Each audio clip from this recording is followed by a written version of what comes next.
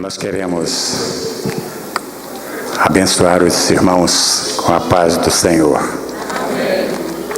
Irmãos, o pastor nos falou que nós deveríamos falar neste segundo domingo, e é um privilégio falar no Dia das Mães. Só que depois que nós terminarmos, não sei se vocês vão pensar a mesma coisa que pensam agora, sabe, desse privilégio, sabe? Porque nós temos uma mensagem do Senhor, não um sermão para o coração de vocês, mas uma reflexão. Como nós estamos casados há 43 anos, vamos fazer 44 anos, agora em julho. Muito bem, e nós temos vivido nos últimos anos na presença do Senhor, de tal maneira que Ele tem nos instruído a vivermos uma só carne. E este é o propósito de Deus. Isso não aconteceu por todo o nosso casamento, não. Por muito tempo, eu andei à margem dos ensinamentos do Senhor sem nunca ter afastado da igreja. É de lamentar. Mas o Senhor é de uma misericórdia tão grande, e até um dito popular no nosso meio que Deus não desiste dos seus. E se o Senhor tivesse desistido, irmãos, nós não teríamos tomado ou estado tanto tempo na sua presença. Nós queremos falar hoje sobre a família de Deus. E queria que vocês nos acompanhassem em Gênesis 2, 21 a 24.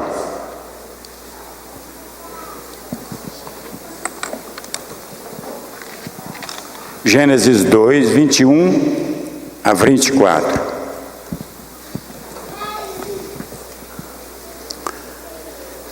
Então o Senhor Deus fez cair pesado sono sobre o homem, e este adormeceu. Tomou uma das suas costelas e fechou o lugar com a carne. E a costela que o Senhor Deus tomara ao homem, transformou-a numa mulher e lhe a trouxe.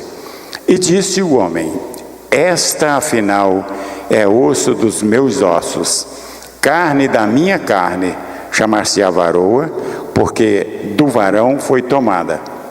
Por isso deixa o homem, pai e mãe, se une à sua mulher, tornando os dois uma só carne. Amém?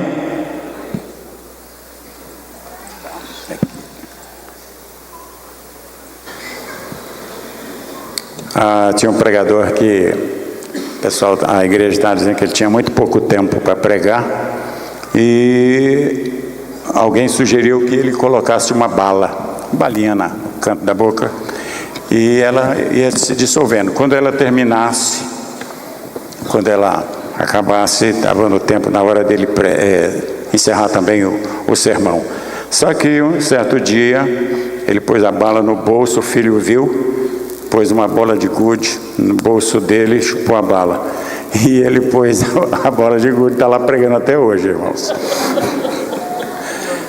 Irmãos, Deus, Ele chega num conselho lá na eternidade, certo dia, depois de criar todas as coisas, e Ele falou assim: façamos o homem a nossa imagem e semelhança. Façamos o homem a nossa imagem e semelhança.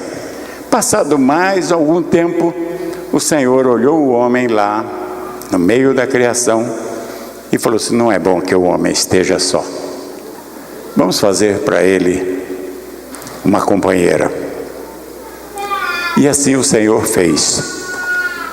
E o texto nos diz que quando Adão, aliás, o pastor até falou no domingo passado, quando Adão olhou aquela mulher, foi como eu quando me apaixonei. Eu disse: uau! Então, vocês já podem imaginar. E nós estamos no mês de maio. O mês de maio é um mês que é dedicado às mães e nós dedicamos também à família. Nós queremos trazer até os irmãos uma visão daquilo que o Senhor tem colocado no nosso coração para esta noite com relação a esse mês da família. Uma profunda reflexão você precisa entronizar em você para saber que tipo de cônjuge você tem sido. Como anda o seu casamento? A vida 2, ela exige que o amor seja um ingrediente básico, mas existem outros fatores como respeito, admiração, confiança, companheirismo, afinidade espiritual e comportamental, que devem ser observados. Irmãos, não se compreende uma melodia analisando apenas uma de suas notas. Nós precisamos de pegar todas elas sequenciadas conforme o compositor, para que nós possamos entender. Porque se nós pegarmos uma nota só, certamente nós não vamos encontrar uma mensagem nela. Vai de casa. Casar é penetrar no desconhecido. O casamento é como uma construção, sempre necessita de reforma e conservação, sujeita a consertos, acréscimos, supressões, mudanças, novos projetos e decorações, nunca terminada. Muito bem.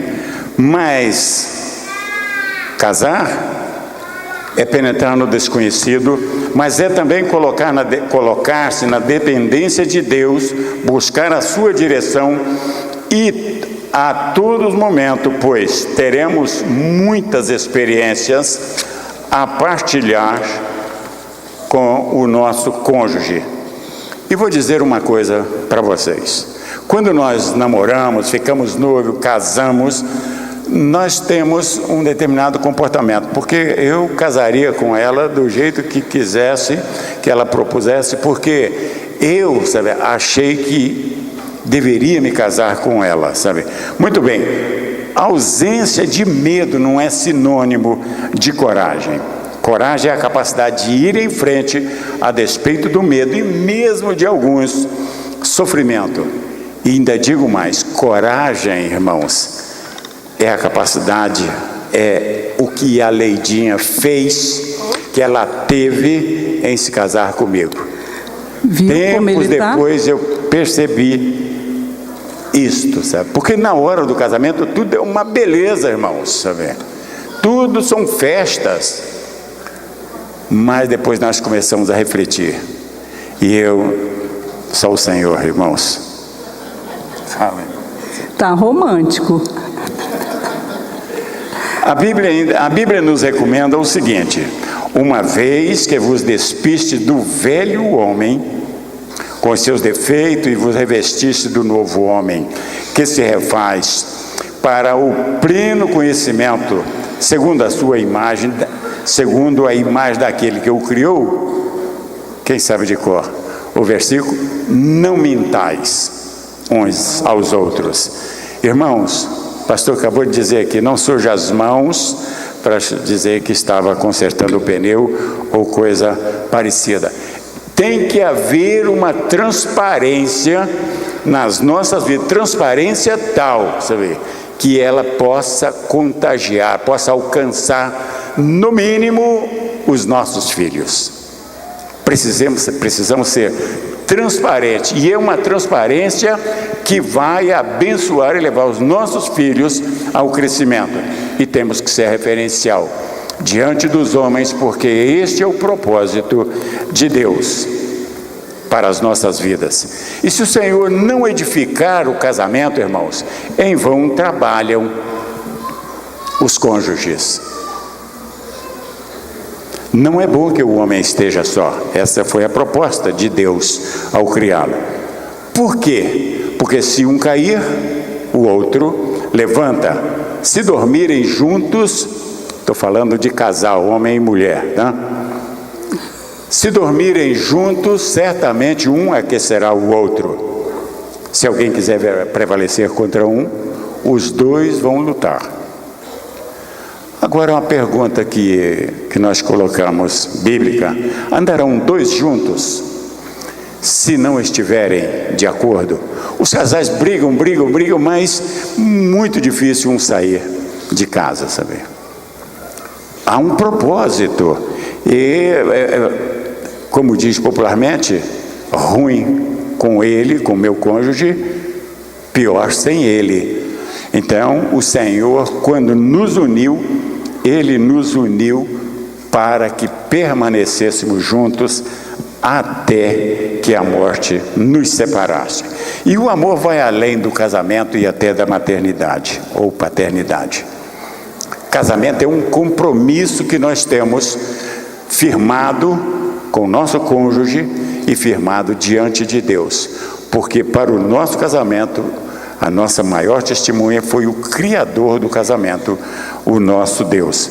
E se nós tivermos esta sensibilidade para nos propormos casamento e analisando sob a ótica divina, irmãos, é como nós lemos antes: não mintais uns aos outros.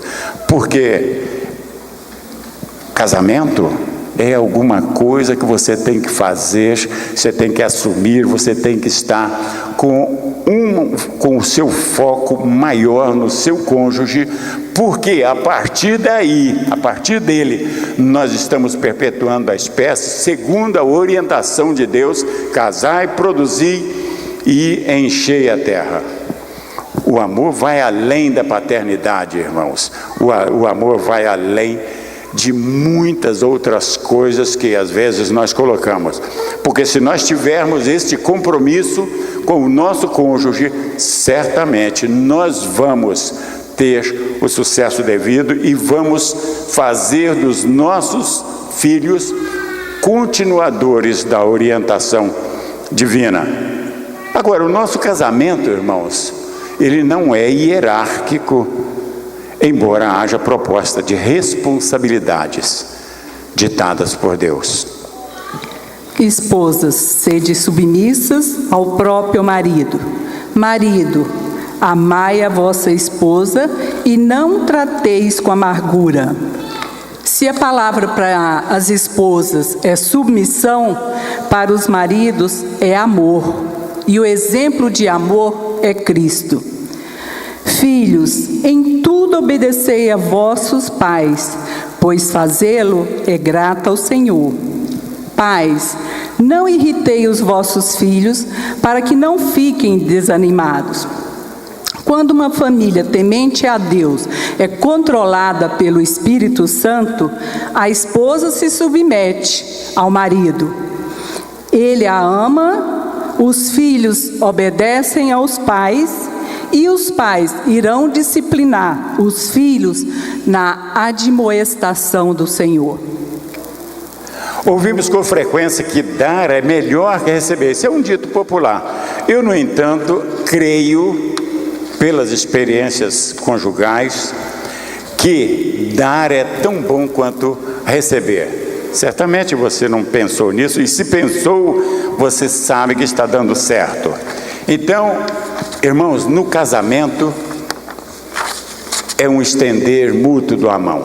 Eu estendo a minha mão para uma mão que já está estendida para mim. Porque, irmãos, quando nós necessitamos de alguma coisa, certamente o Senhor tem um propósito muito grande para nós.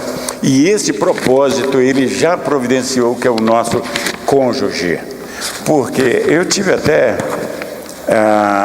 escrevendo alguma coisa essa semana, sabe, a esse respeito. Eu não posso dar o texto aqui, senão perde a graça lá no final de junho, sabe? Mas é aquele ombro amigo que nós temos. É aquela palavra, sabe, de ânimo, vamos junto, porque junto nós vamos superar, nós vamos caminhar, nós vamos andar juntos através dos caminhos do Senhor. E o Senhor tem propósito para as nossas vidas, porque à medida que nós nos propomos caminhar, certamente o Senhor nos fará companhia, a sua mão sobre nós, e com isso as vitórias serão colhidas. Em uma família completa, biblicamente, o modelo de comportamento para a vida no lar sempre será os pais. Sabemos que se os pais se propuserem ter uma vida consagrada, sendo aos olhos dos filhos exemplo de dignidade e amor, sua família poderá ser um marco para uma geração abençoada. A responsabilidade de formar uma família diferente é toda dos pais. Irmãos, e nosso Deus, Ele sempre faz uma pausazinha nos seus afazeres para estar conosco nas nossas dificuldades. E nós temos, às vezes, também uma certa dificuldade, irmãos, que, sabe, quando nós estamos passando por momentos difíceis, experiências difíceis, nós buscamos ao Senhor, sabe? Nós vamos atrás e nós pagamos preço de oração e de busca, e o Senhor estende a sua mão sobre nós. Mas depois que nós recebemos a bênção, com algumas exceções, nós esquecemos de agradecer ao Deus que proveu as nossas necessidades. E a palavra diz que buscar-me-eis e me achareis, quando me buscares de todo o vosso coração. Buscar-me-eis e me achareis quando me buscar de todo o vosso coração. Por que a palavra diz isto? Porque Jesus também diz o seguinte, sabe, que nesta vida tereis aflições. No casamento tereis aflições. E o Senhor, Ele tem uma disposição muito grande. Disposição essa que nos leva a uma reflexão, uma disposição que nos leva a um quebrantamento, para que tudo que nós fizermos possamos fazer sob a sua orientação, porque este é o seu grande propósito para cada casal. O Provérbios diz o seguinte, o Provérbios 15, 13 nos afirma que o coração alegre formoseia o rosto, mas a tristeza do coração abate o espírito, ou o espírito se abate. Nós vemos casais que socialmente vivem vidas modelos. Um amigo nosso, algum tempo atrás, ele me perguntou, mas você nunca brigou com sua mulher? Eu falei, já, e muitas vezes, mas eu nunca vi. Mas briga de casal dificilmente se vê, a menos que se baixe o nível na rua ou onde estiver. Então, irmãos, para que o nosso casamento, sabe, seja um casamento próspero e nós tenhamos um coração alegre, para que o nosso coração se alegre? É para nós contagiarmos aqueles que estão à nossa volta. Então, se nós temos essa disposição de caminhar junto, de andar junto, de abençoar, de respeitar o nosso cônjuge, certamente o Senhor vai nos acrescentar sem medida o seu propósito e vai nos levar a ter um coração grato, um coração que realmente, sabe, expresse aquilo que o Senhor é na minha e nas nossas vidas. Ainda em Provérbio, o coração alegre é bom remédio, mas o espírito abatido faz secar os ossos. Não é possível, mas não é possível comunicar-se bem no casamento sem ouvir a outra parte. Agora, Nós temos trabalhado com casais já há algum tempo e nós temos ouvido testemunhos de casais de que não tem diálogo. Um dos cônjuges sufoca o outro. Eu vou dar nome. O homem sufoca a mulher se achando melhor porque ele é o supridor, é ele que faz isso, ele que faz aquilo, e a mulher só fica em casa cuidando de menino e da casa, sabe? E às vezes até desqualifica a esposa intelectualmente. Nós temos que ter uma preocupação, porque isto, irmãos, não é possível com um casal servo do Senhor. Porque às vezes nós falamos e batemos no peito, sabe? Mas dentro da nossa casa nós somos um desastre. Mas temos esposas também que não ficam por baixo. Mas não tem coisa pior na vida de uma pessoa ou de um cônjuge quando o outro faz de rotina, faz como rotina aquilo que realmente vai ferir o outro. Fere, irmãos, quando nós falamos, eu chego para ela, aí eu chego do trabalho bem cansado e tanta coisa, e ela chega toda amorosa perto de mim, bem, como é que foi seu dia? E começa a puxar um assunto, porque ela ficou calada ou correndo atrás de menino o dia inteiro, e o pastor tem essa estatística que a mulher tem que falar 3.000 palavras por dia, e ela não falou nem 500. Então, ela chega para conversar e tudo, puxa o assunto, aí eu chego bem emburrado, bem, o que você fez para janta? Não é assim, irmãos, não é assim. Você desmorona todo e qualquer desejo de um diálogo aberto. Você desmorona todo e qualquer incentivo para o seu cônjuge, naquilo em que ele tem de bênção para você. Porque a mulher abençoa o marido e o marido abençoa a mulher. Não tem dessa de que só o marido abençoa, não. Os dois se abençoam. Mas nós temos visto maridos e temos visto esposas que realmente têm sido trágicos na vida conjugal. Depois que a porta fecha, irmãos, não é fácil. Não é fácil. E ali nós já ouvimos de muitos casais.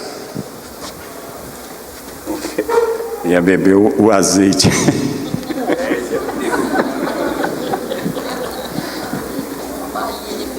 A balinha. Irmão, nós temos ouvido de casais, ao longo desse tempo que nós temos estado à frente, pessoas que já, marido e esposas, que já deram testemunho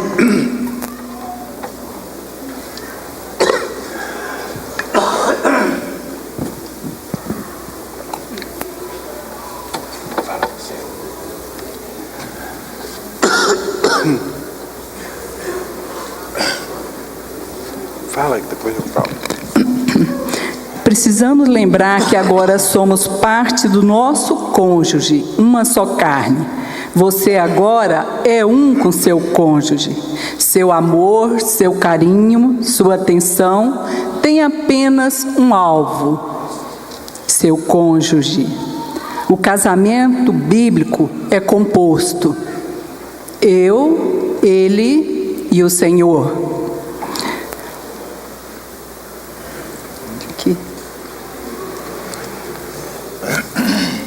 Como eu ia dizendo, irmãos, agora ficou feia a coisa, né?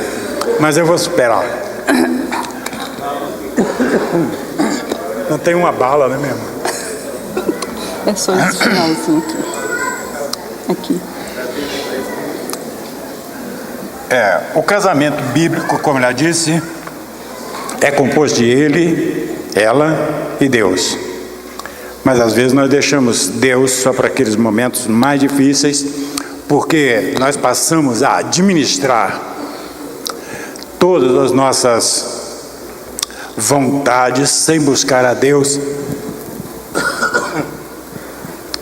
E nós temos um pensamento de Gaston Courtois que diz o seguinte: Quando o amor domina, o casamento prospera. Quando o egoísmo reina, toda a família padece. O Senhor deseja que todas as famílias sejam bem-sucedidas nos relacionamentos familiares. Vamos juntos, como igreja, caminhar em busca do ideal para nós como família.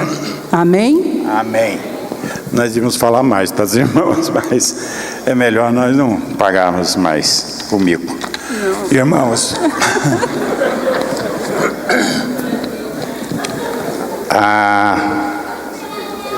Hein?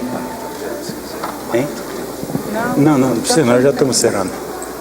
Irmão, nós queremos dizer à igreja que o que falamos aqui, falamos sob a orientação do Espírito Santo. Pouca coisa, não inventamos, falamos aquilo que o Senhor ditou ao nosso coração. Mas nós tínhamos alguma coisa mais a discorrer sobre os casais, sobre relacionamentos conjugais. Certamente, o Senhor não se deixa escarnecer, uma vez que o homem assume compromisso diante de Deus, com o seu cônjuge, não importa se ele seja intelectual ou seja de pouca cultura. Você tem uma responsabilidade com seu cônjuge, mas na mesma proporção você tem uma responsabilidade com Deus. E Deus está muito presente, está tremendamente preocupado e atento a todo o seu comportamento. Porque tudo aquilo que você fizer ao seu cônjuge, certamente você está fazendo a você mesmo, porque a Bíblia nos afirma que nós somos uma só carne. Como é que ficam os seus filhos se você tem esse comportamento? Porque você pode ir fazendo longe dos filhos, mas um dia eles vão tomar conhecimento. Uma mulher amarga porque o marido não tem um atendimento bom, não cuida, não zela, não ora por ela. Ou um marido também na mesma proporção, porque a mulher não está nem aí.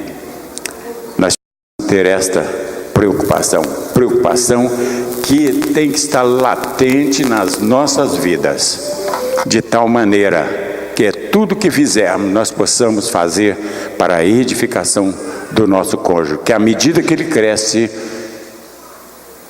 à medida que um cônjuge cresce, o outro cresce, à medida que eu cresço, certamente Leidinha também cresce. E vou dizer mais ainda para vocês. Disse no começo que eu não fui aquele marido que ela imaginava. Hoje é. Então, mas irmãos, é um meio testemunho. Mas uma coisa só eu percebi na minha vida de casado: o Senhor não desistiu de mim. O Senhor tratou comigo e Ele me moeu, sabe? E Ele refez de novo, porque nós temos andado esses 43, quase 44 anos juntos, nós temos visto a prosperidade dos nossos filhos. Nós temos visto os nossos filhos caminharem os caminhos do Senhor. Não que eu tenha pago o preço de Senhor, mas a misericórdia do Senhor tem nos alcançado de tal maneira que somos instruídos por Ele em tudo aquilo que nós temos feito. Não tem dessa de um fala, o outro fica em silêncio, não, porque o Scott Peck, ele chega a dizer que uma discussão é menos ruim, é menos nociva de que um silêncio absoluto. Um fala e o outro não está nem aí. Então nós temos que ter esse diálogo que nós conversamos aqui. Esse diálogo que leva à edificação do nosso cônjuge. Como é que foi o seu dia? Como é que foi o seu dia no seu trabalho? Ou como é que foi o seu dia em casa?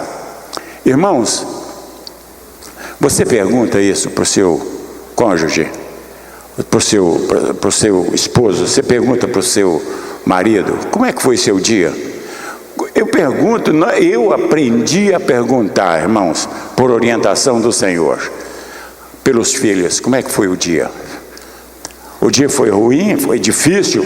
Sempre nós temos uma experiência nova para trazer no final da tarde para a nossa casa. Às vezes, experiências amargas, difíceis de serem superadas. Mas, se nós dependermos do Senhor, nós vamos fazê-las vitoriosas. Nós vamos fazer com que ela seja aquilo que literalmente o Senhor quer que ela haja nas nossas vidas. Qual foi a última vez que você ajoelhou com a sua mulher, com o seu esposo, para orar, para interceder um pelo outro? Qual foi a última vez que você chamou os seus filhos todos e ajoelhou em volta da sua cama ali, ou qualquer outro lugar, intercedendo pela sua família? Precisamos fazer isso e fazer disso um hábito, porque, sabe, à medida que nós nos curvamos diante do Senhor, os seus ouvidos vão estar atentos a tudo que você disser.